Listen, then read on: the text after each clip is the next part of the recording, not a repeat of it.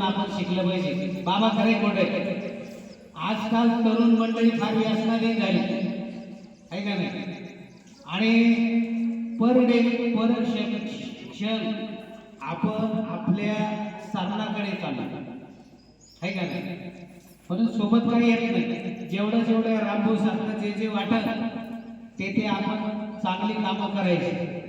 बाबा बरोबर आहे का नाही. आणि शरीराकडे लक्ष द्यायचं तर आज व्यायाम. बाबा मी फार शून्यातून आलेलो. मी 7 ते 8 रुपये डॉक्टर सारस्वत किती ओळखीत असेल त्यांच्या कंपनीत मी काम करून 12 रुपये काम करून इथपर्यंत आलो.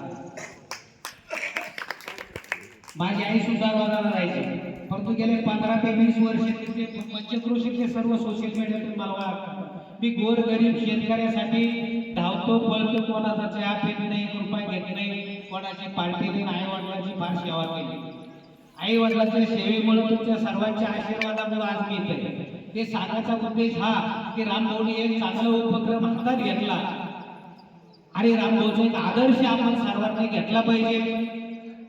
आणि आदर्श घेऊन आपण सुद्धा आपापले वाढदिवस येतील, काय कायचे कार्यक्रम येतील, त्या कार्यक्रमाच्या माध्यमामधून आरोग्य शिबिर घ्या, शेतकऱ्यांचे मेळावे घ्या, आहे का नाही. शेतकरी गोरगरीब यांना काय काय सहकार्य करता येईल यावर आपला वेळ आणि 2 रुपये खर्च करा. तेच खरं पुण्य. बाबा आहे का नाही, बोलायसारखं भरपूर आहे. या ठिकाणी आम्हाला बोलावलं. रामभाऊ यांचा वाढदिवस, त्याच्या वाढदिवसानिमित्त मी परत एकदा माझ्या सर्व परिवाराकडून, आमच्या सर्व टीमकडून रामभाऊ खाडे यांना भरभरून शुभेच्छा देतो. आणि हे गणपती नेत्रालय आमचे जरार साहेब असतील, ते तर सर्व तुमची टीम असतील, मी तुमचे अभिनंदन करतो, तुमचंही कौतुक करतो की तुम्ही एक छोटंसं गाव आणि या गावामध्ये गणपती नेत्रालय म्हणजे फार मोठं नाव आहे. त्या गणपती नेत्रालयाचं ते एवढे मोठे गणपती नेत्रालयाची टीम आपल्या दारी आलेली आहे का नाही. म्हणून या गणपती नेत्रालयाच्या सर्व टीमचं सुद्धा मी स्वागत करतो, त्यांचं कौतुक करतो.